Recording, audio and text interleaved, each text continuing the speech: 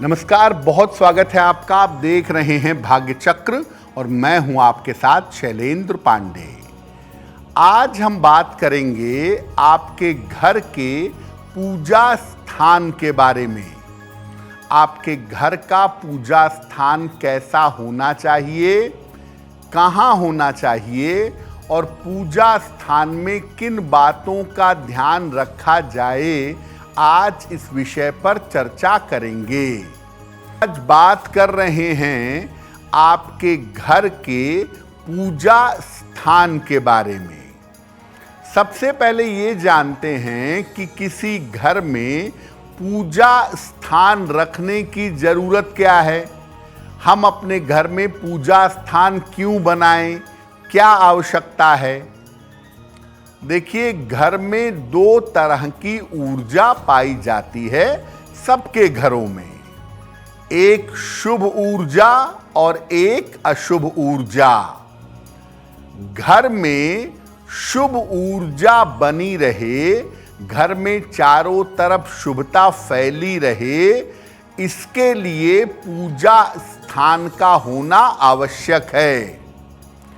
घर में पूजा स्थान अगर फिक्स हो, एक ही जगह पर नियमित रूप से पूजा हो, तो तमाम तरह की समस्याएं अपने आप दूर हो जाती हैं। खास तौर से घर में पूजा स्थान रहने से स्वास्थ्य की समस्याओं का और मन की समस्याओं का निवारण जल्दी होता है। घर में पूजा स्थान रहने से आर्थिक समृद्धि बनी रहती है और घर के लोगों में आपसी तालमेल भी बना रहता है। मंदिर या पूजा स्थान आपने अपने घर में बनाया, उसका लाभ तभी होगा जब इसकी स्थापना में नियमों का पालन किया जाए, सही तरीके से मंदिर की स्थापना करें, घर में पूजा स्थान बनाएं, देवी देवताओं की स्थापना पर ध्यान दें और मंदिर या पूजा स्थान को जागृत रखें। आपने अपने घर में पूजा स्थान बना दिया, अगर वो एक्टिव नहीं है, अगर वो जागृत नहीं है, तो पूजा स्थान का लाभ आपको नहीं मिलेगा। घर के पूजा स्थान की विशेष बातें हमारी चलती रहेंगी। अब आपको बताते हैं कि पूजा स्थान का रंग कैसा होना चाहिए और पूजा स्थान अपने घर में कहाँ बनाना चाहिए। देखिए, सामान्य रूप से पूजा घर या मंदिर घर के ईशान कोण में यानी पूरब उत्तर के कोने में होना चाहिए। अगर ईशान कोण में ऐसा नहीं कर सकते तो कम से कम पूर्व दिशा का प्रयोग करें। ऐसी व्यवस्था करें कि पूजा करते समय आपका चेहरा पूर्व की तरफ हो। अगर फ्लैट में हैं तो देखिए, फ्लैट में दिशा बहुत इंपॉर्टेंट नहीं होती है, इसलिए फ्लैट में जहां आपको सुविधा लगे वहां पर आप पूजा स्थान बनाएं। सिर्फ इतना ध्यान रखें कि पूजा वाली जगह पर सूर्य का प्रकाश आता रहे।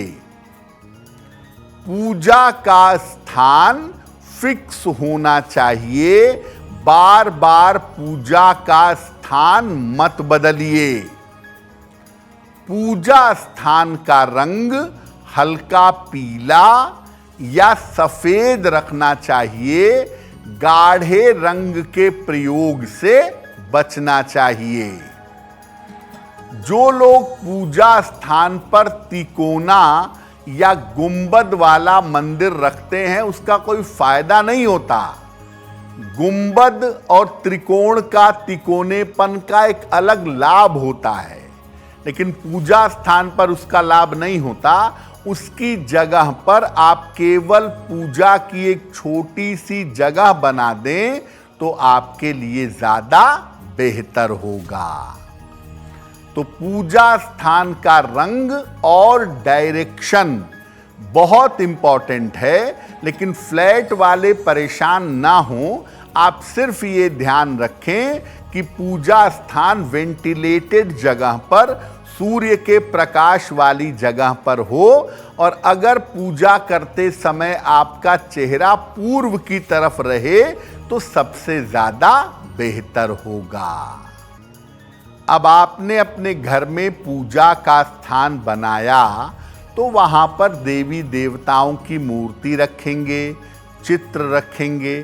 तो देवी देवताओं की स्थापना कैसे की जाएगी?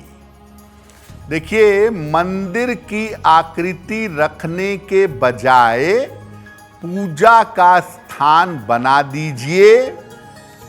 इस स्थान पर देवी देवताओं की भीड़ मत लगाइए कि आपने बहुत सारी मूर्तियां, बहुत सारे चित्र रखे हैं, सबकी पूजा हो नहीं पाएगी और पूजा स्थान पर कंजेशन होगा, बाद में धूल जमेगी, आप सबको समुचित आदर नहीं दे पाएंगे।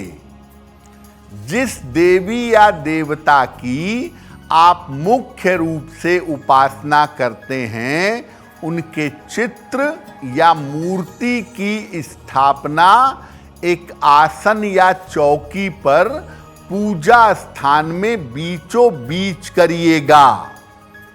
बाकियों को बगल में स्थापित कर सकते हैं। अगर मूर्ति की स्थापना करनी है तो ये 12 अंगुल यानी 6 इंच से ज्यादा बड़ी नहीं होनी चाहिए। चित्र अगर आप लगाते हैं तो चित्र कितना भी बड़ा हो सकता है। पूजा स्थान पर शंख जरूर रखें, गोमती चक्र रखें और एक छोटे से लोटे में पानी भरकर हमेशा रखें। इस पानी को बदलते रहें। अगर आप इस तरीके से देवी देवताओं की मूर्तियों को या चित्र को स्थापित करेंगे तो वो आपके लिए उत्तम होगा। अब ये जानते हैं कि पूजा स्थान को या घर में जो मंदिर बनाया है उसे जागृत कैसे करेंगे, उसे एक्टिव कैसे बनाएंगे।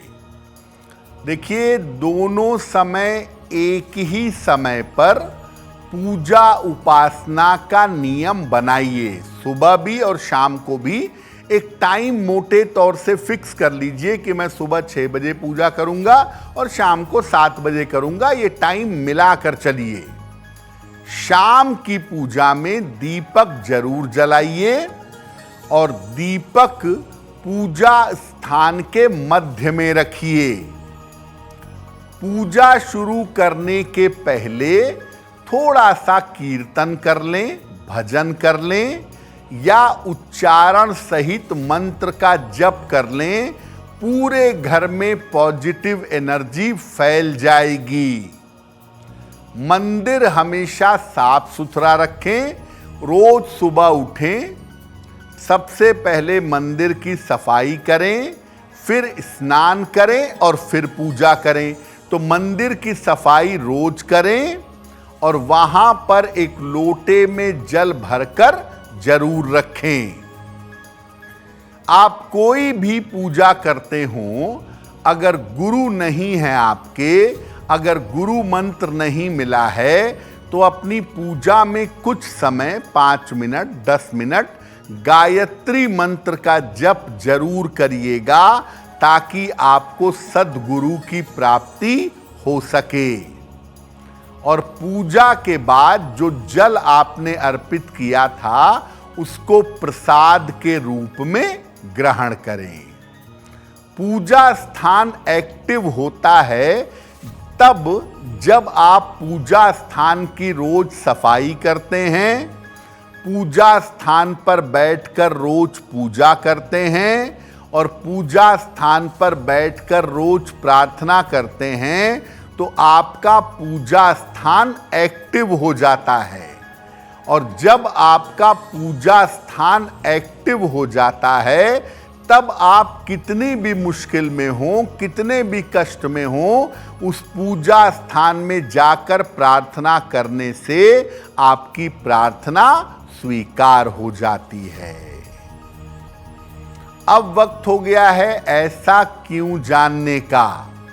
ऐसा क्यों में हम आपके मन और आपके जीवन की तमाम जिज्ञासाओं का समाधान करने का प्रयास करते हैं।